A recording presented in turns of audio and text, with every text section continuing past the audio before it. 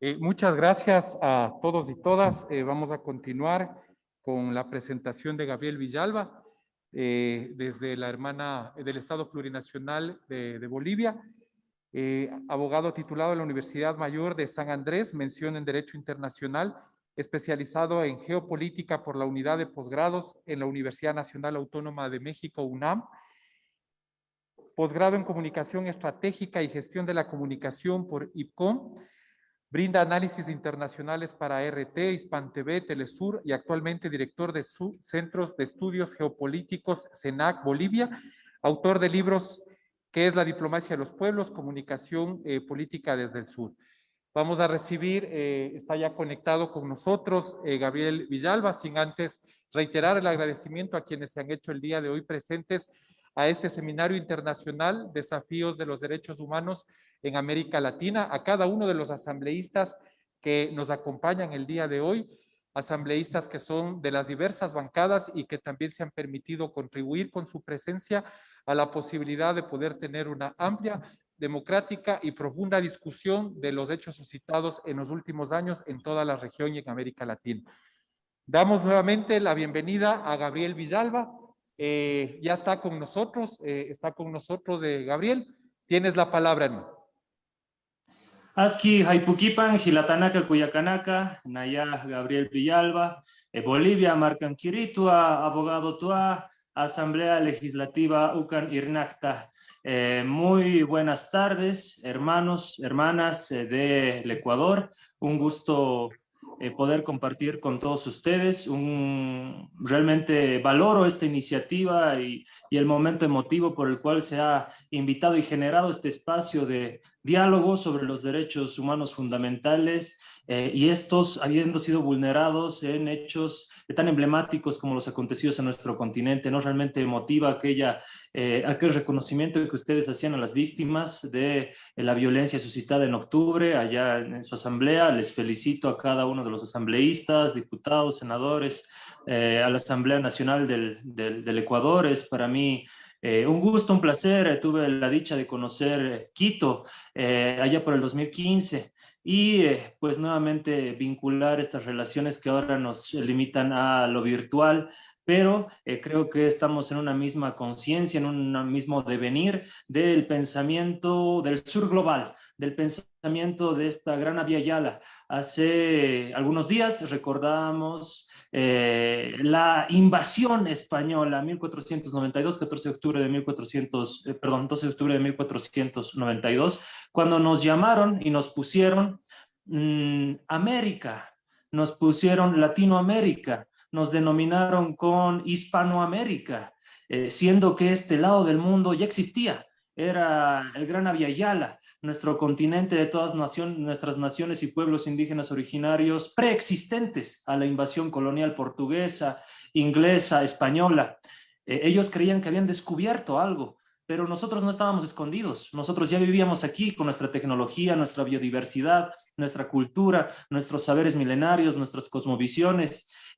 Pues conmemorar todo aquello también nos retrotrae a todo lo acontecido en este último tiempo, en este gran continente Abya Yala, en nuestro gran casa común.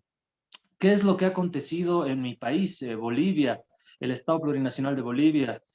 Sin lugar a dudas, haciendo un poco eco de las palabras que hacía mención el anterior expositor, se ha vivido una suerte de acumulación de ciertas luchas contrarias a el devenir histórico que se estaba construyendo desde el 2006 con el movimiento al socialismo, instrumento político para la soberanía de los pueblos, ya que en mi país, el 2008, por ejemplo, se intentó dividir territorialmente nuestro país con lo que se denominó la media luna, o el intento de golpe cívico-prefectural aquel entonces. Antes de la promulgación de la Constitución Política del Estado del 2009, también se vivieron jornadas violentas cuyo epicentro coincidentemente siguió siendo desde aquella fecha Santa Cruz de la Sierra. Ya para ir acercándonos a los acontecimientos tal cual suscitaron en mi país, también se vivieron jornadas de esa misma fórmula fascista, racista, violenta. ¿Y por qué racista? Porque en Bolivia tenemos que reconocer que desde 1825, fecha de nuestra independencia, se ha estructurado un sistema pigmentocrático de dominación. Un sistema que prevalecía el color de la piel para los privilegios, el color de tez blanco por sobre el color de tez cobrizo. Ese es el sistema pigmentocrático para todos los privilegios políticos, económicos, sociales y estructurales dentro del Estado todavía colonial republicano de aquella época, ¿no? Tenemos un quiebre histórico el 2006 con el ascenso de Evo Morales como presidente, primer presidente indígena de Bolivia, y con toda la construcción del vivir bien, por ejemplo, ¿no? O toda la construcción de la plurinacionalidad, ese entendimiento de las 36 nacionalidades dentro de un mismo territorio que quiebra con aquella construcción homogénea del Estado del siglo XVI, que te habla de un Estado con un solo territorio, un solo idioma, una sola construcción de nación, una sola religión oficial. La plurinacionalidad precisamente conlleva lo plural, lo diverso, lo heterogéneo, dentro de un mismo espacio geográfico, Bolivia, pero reconociendo las 36 nacionalidades y pueblos indígenas originarios campesinos preexistentes a la colonia, los símbolos patrios, no solamente la tricolor, sino la huipala, una huipala que hoy actualmente está siendo símbolo de rebeldía global, no solamente en Ecuador, en Perú, en Chile, en Bolivia, en Latinoamérica, sino en Europa, en Italia, en Holanda, en España, en Estados Unidos, en Canadá. Creo que eso es lo que estamos empezando a construir como sur global, ¿no? Nos hemos acostumbrado a esa construcción de pensamiento, de esa epistemología eurocéntrica, en la cual nos han hecho creer que nosotros éramos los salvajes, que nosotros éramos los descubiertos, propio de esa concepción eurocéntrica, como muchas instituciones de la academia aún lo mantienen, ¿no? Por ejemplo, nuestros hijos se educan con textos Santillana que te habla de precisamente el descubrimiento de América, pero a partir de ya hace algún tiempo, con los procesos progresistas latinoamericanos, estamos generando una suerte de pensamiento desde el sur, que está siendo replicado y ha sido replicado en muchas partes del mundo. Antes del proteccionismo de Trump, antes de la nacionalización de los ferrocarriles en Gran Bretaña, Bolivia ya había marcado el hito clave fundamental para crecer a un promedio de 5,5% por año, y esto por indicadores del BID, la CEPAL, el Banco Mundial, producto de la nacionalización de los recursos naturales estratégicos, en los hidrocarburos fundamentalmente, ¿no? Entonces, tenemos toda esta suerte de construcción plurinacional que ha sido truncada en noviembre del 2019, producto de resabios de lo que se creía superado en Bolivia. En Bolivia se creía superado el racismo, se creía superado aquellas cuestiones estrictamente raciales y de odio hacia un presidente indígena como Evo Morales. Se creía superado que con una ley, la 045, podíamos controlar los actos de racismo, discriminación, pero no es así. La realidad siempre supera la institucionalidad, siempre supera las leyes, ¿no? Y la realidad nos ha demostrado que esos mismos grupos que golpeaban a campesinos y no dejaban ingresar a las plazas principales de sus ciudades, en Santa Cruz, en Beni, en Cochabamba, se mantuvieron todo este tiempo resintiéndose de sus derrotas electorales. En 14 años no pudieron ganarle al movimiento al socialismo en las urnas. Por eso generaron las condiciones para que el 2019, mediante la articulación de grupos armados violentos, Unión Juvenil Cruceñista, Resistencia Juvenil Cochala, puedan romper el orden constitucional, subvertir el orden constitucional y de esa forma, vía fórmula violenta, tomar el poder por asalto. Esta fórmula es la que están intentando repetir.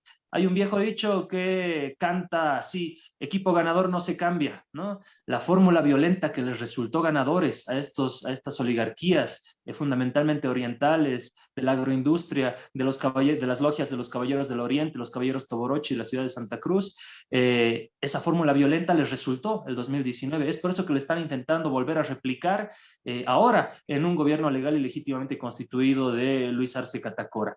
Pero bueno, para ir un poco desglosando en sentido cronológico lo que aconteció en mi país y de esa forma ahondar mucho más esta violación sistemática de los derechos humanos fundamentales. Tenemos que retrotraernos a los discursos que te hablaban de que en Bolivia no existe un Estado de Derecho, ¿no? Durante el gobierno de Evo Morales. Y se les podía responder muy fácil a estos opositores. Claro que no vivimos en un Estado de Derecho, vivimos en un Estado social, democrático y constitucional de derecho. El Estado de Derecho, que es es parte del museo del constitucionalismo global, simplemente engloba las constituciones de Francia y de Estados Unidos, que hacían hincapié en los derechos civiles y algunos derechos políticos. Nosotros como Latinoamérica, y es el caso de Ecuador y Bolivia, por ejemplo, somos parte de una nueva vanguardia del constitucionalismo latinoamericano para el mundo y vivimos en un Estado social, democrático y constitucional de derecho, pero hay que mirar más a profundidad, porque estos sujetos decían y se retrotraían a la noción de Estado de Derecho y a la noción de república, porque precisamente ese simbolismo en lo estructural, en lo superestructural, de la bandera tricolor, de la casa, el palacio quemado de gobierno, de la religión católica, la Biblia, siendo que nuestro artículo 4 de nuestra Constitución Política del Estado se tiene a Bolivia como un Estado laico, es decir, que no existe una religión oficial, se retrotraían estos viejos valores precisamente republicanos.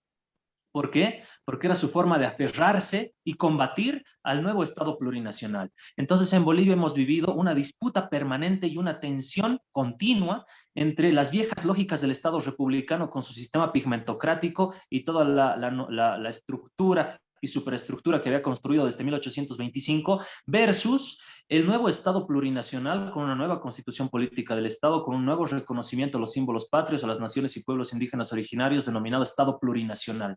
Entender eso es clave para después abordar todo esto que les voy a explicar a continuación o voy a compartirlo. Yo nunca he creído en esos procesos lineales de un iluminado que viene desde arriba y enseña hacia abajo. No, yo creo en los procesos de enseñanza y aprendizaje recíprocos, así como puedo enseñar lo poco mucho que sé, también quiero retroalimentarme con lo poco mucho que ustedes pueden aportar a la construcción de la epistemología del sur, ¿no?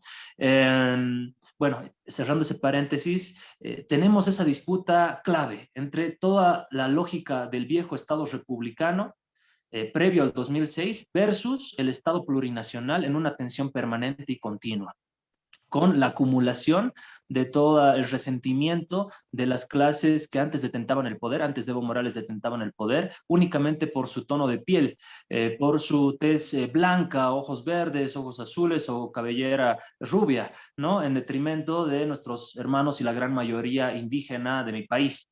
Entonces, tienes esas tensiones permanentes que terminan culminando con la fórmula violenta el 2019. Pero ¿qué aconteció? Las elecciones del 2019 se desarrollaron el 20 de octubre. Para ello, ya estaban movilizados las denominadas matrices de información de las mentiras y las fake news.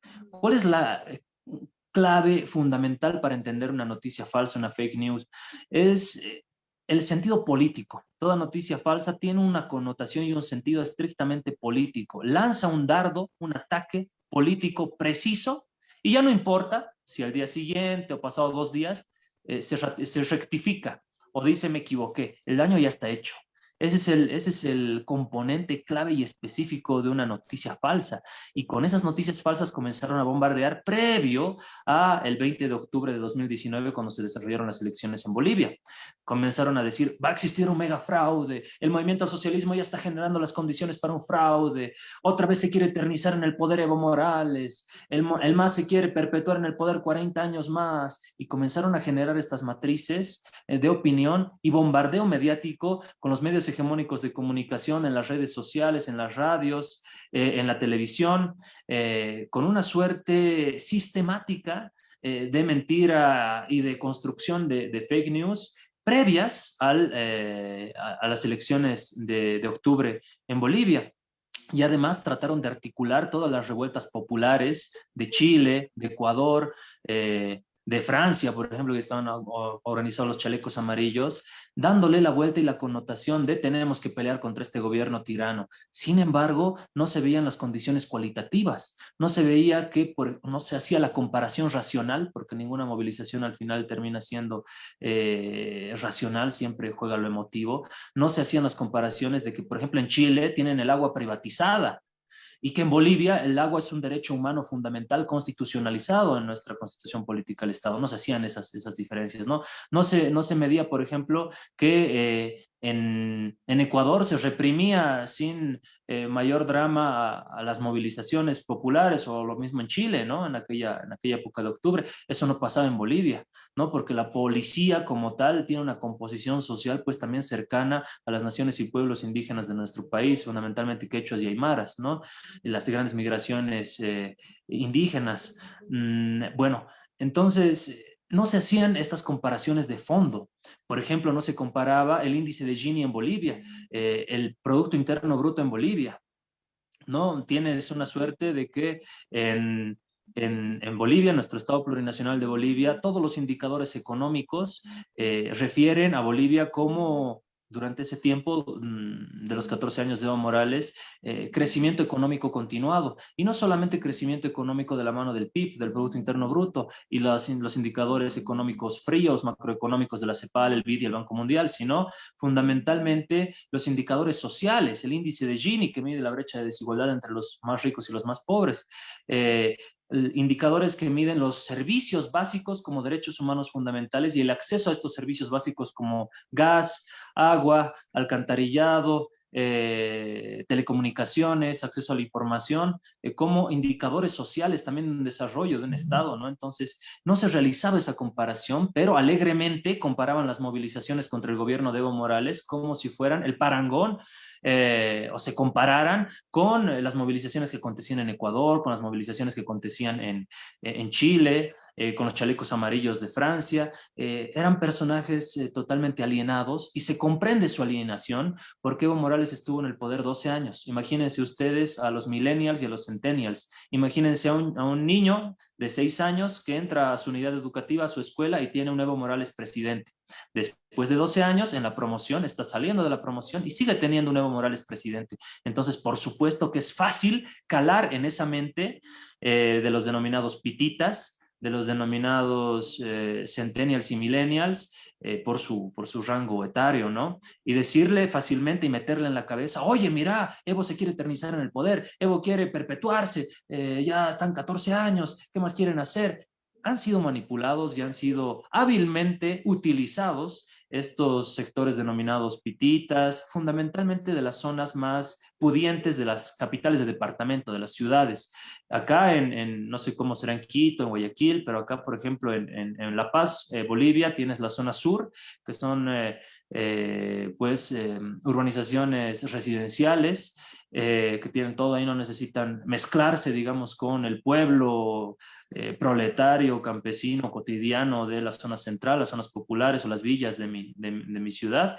Entonces, son esos grupos, además en una suerte de esa estratificación que les dije, de gente que se les metió en la cabeza ese odio al indio, ¿no? Ese odio al indio presidente, al indio de Evo, de poner al indio como sea, porque tenemos que volver a pues nosotros gobernarnos o volver a ese sistema desde 1825 hasta el 2006 que les ha generado privilegios y que se les ha cortado esos privilegios a partir del 2006. Ese es el fondo y el trasfondo racial de lo que ha acontecido en Bolivia fundamentalmente.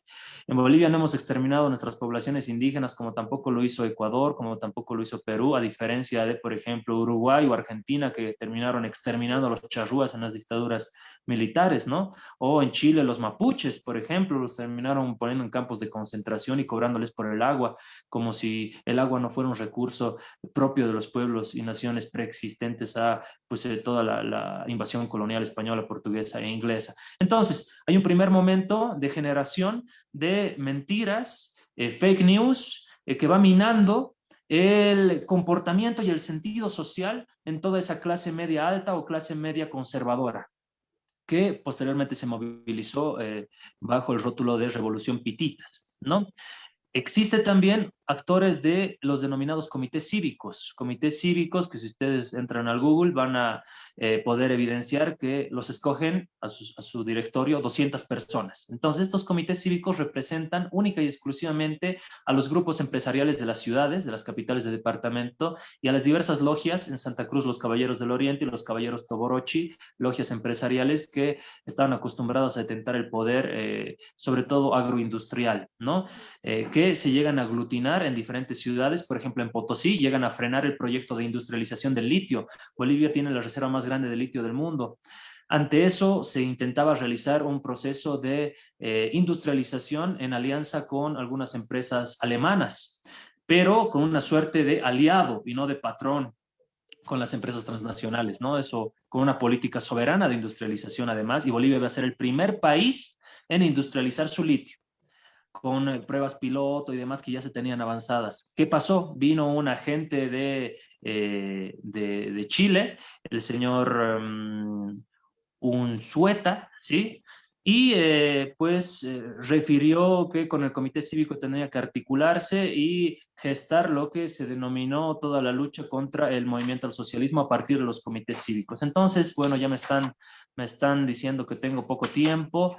Tenemos que entender lo que aconteció en Bolivia a partir de dos momentos claves en el devenir cronológico. El 20 de octubre se tenían que realizar las elecciones, se hace toda una maniobra mediática para decir que iba a haber un fraude. El 20 de octubre el sistema de cómputo rápido TREP falla, se queda paralizado por 2 días, esto genera mucha más violencia exacerbada. La Organización de Estados Americanos, que había acordado realizar una auditoría integral al padrón electoral en Bolivia, no realiza eso y presenta un informe preliminar que no era solicitado por Bolivia, pero ellos adelantan, ahondando mucho más la crisis de violencia sistemática a partir de grupos armados como Resistencia Juvenil Cochala y Unión Juvenil Cruceñista. Se ahonda mucho más la violencia racial, la violencia contra los simpatizantes y militantes del movimiento al socialismo, la quema de casas, la amenaza a parientes de funcionarios, ministros, viceministros, diputados, senadores para forzar su renuncia.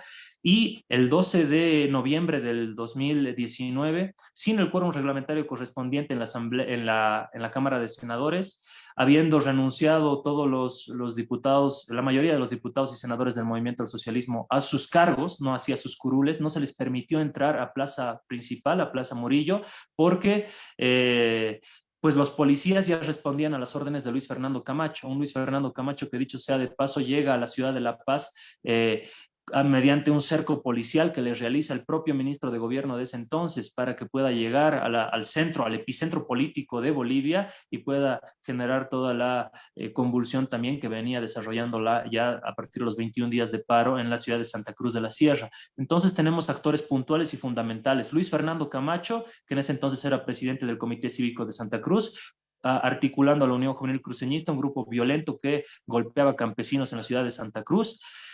Hoy es gobernador de este departamento. Tienes a Marco Pumari, líder del Comité Cívico de Potosí, que gestó y frenó a Bolivia por 50 años en el proceso de industrialización, también un actor clave. Carlos Mesa, que no reconoció la victoria electoral del movimiento al socialismo, bien podía haber él propuesto ir a una segunda vuelta electoral, no quiso y prefirió ahondar mucho más la violencia política. Hoy este señor tiene la mayor representación parlamentaria opositora en la Asamblea Legislativa Plurinacional.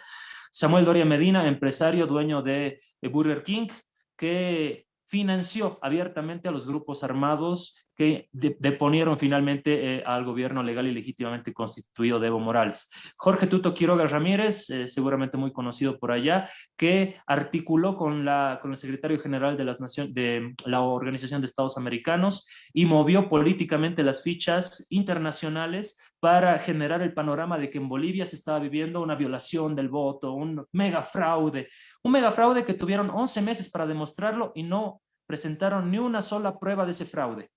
Entonces tenemos que ese fraude fue la excusa política para subvertir el orden constitucional. Tienes a Yanine Áñez, que se autoproclama un 12 de noviembre, la banda presidencial es puesta por un militar del ejército, tienes a los grupos armados que ya les dije, Resistencia Juvenil Cochala, Unión Juvenil Cruceñista, tienes al general William Calimán y al general Yuri Calderón, dicho sea de paso, formados en Estados Unidos y que habían prestado servicios en las misiones diplomáticas de Bolivia, consulados como agregados militares en aquel país. Tienes un abogado, Eduardo León, que ingresa con la Biblia a Palacio Quemado, se arrodilla y con un chaleco antibalas, al igual que Fernando Camacho, pues le dan la Biblia a Yanine Áñez para que ella finalmente se autoproclame con todo este simbolismo que ya les dije, ¿no? La Biblia, que representa una sola religión oficial retrotrayéndose a la República, la tricolor en contraposición a la huipala, que representa a todos nuestros pueblos, y además armas de fuego abiertamente mostradas, en la prensa internacional lo evidenció, ¿no? Tienes toda esa suerte hasta el 12 de noviembre. Entonces, ya pasando la fecha del 20 de octubre, nos tenemos que parar y circunscribir al 12 de noviembre del 2019, fecha en la que Yanine Áñez asume la presidencia de Bolivia de forma ilegal, inconstitucional, ilegítima, pero asume la presidencia, no es que el Estado queda hueco, ¿no? Por todo este devenir de hechos violentos llevan a una Por títere favor, del poder. estimado Gabriel, vamos cerrando ya, por favor. Voy cerrando. Gabriel. Dame 3 minutos por bueno, paridad con el anterior expositor, por favor, ya voy cerrando, dame 3 minutos y cierro. Bueno, entonces tienes lo que aconteció con Yanine Áñez autoproclamándose, y posterior al 12 de noviembre, durante 11 meses de gobierno de Yanine Áñez, se tiene 4 proposiciones acusatorias por violaciones sistemáticas a los derechos humanos fundamentales, por daños económicos al Estado boliviano. Y estas 4 proposiciones acusatorias en su condición de presidenta mandataria, puesto que ella se dio el lujo de mandar y incluso nombrar a su gabinete ministerial, nombrar a los embajadores bolivianos en el exterior y recibir las cartas credenciales de, dicho sea de paso, embajadores de la Unión Europea, que fueron los primeros en reconocer el gobierno de Yanine Áñez.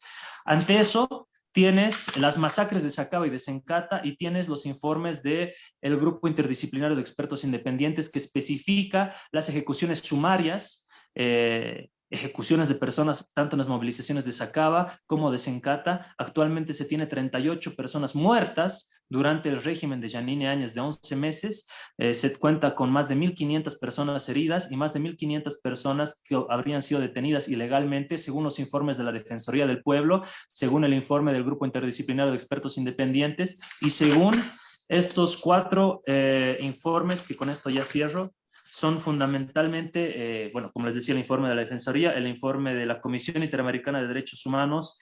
Militares y policías habrían disparado a gente desarmada en Sacaba y en Sencata. Tienes el informe de los derechos humanos de la Facultad de Derecho de Harvard. Tienes el informe del Centro de Investigación para las Políticas, para las Políticas y Economía, CPR.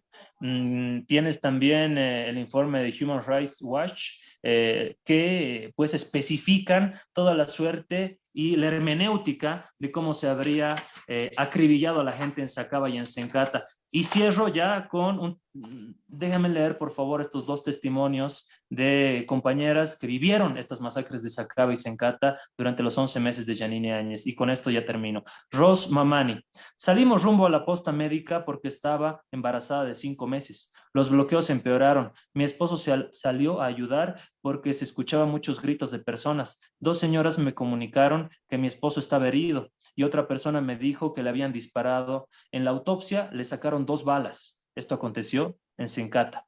El último testimonio: Cipriano Rogelio Chapetón: me dirigí a la 16 de julio y por las oficinas de tránsito había enfrentamiento. Ahí me dispararon y yo pensé que me había arrojado una piedra. Mi brazo me fijé y estaba colgado. Cuando fui al hospital boliviano holandés me dijeron vándalos, terroristas. Ahora llámenle pues a Evo, que les haga curar.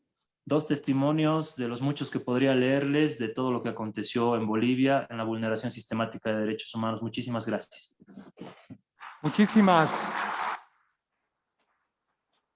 Muchísimas gracias, estimado Gabriel. Inmediatamente damos paso desde el hermano país de Chile, a nuestra querida compañera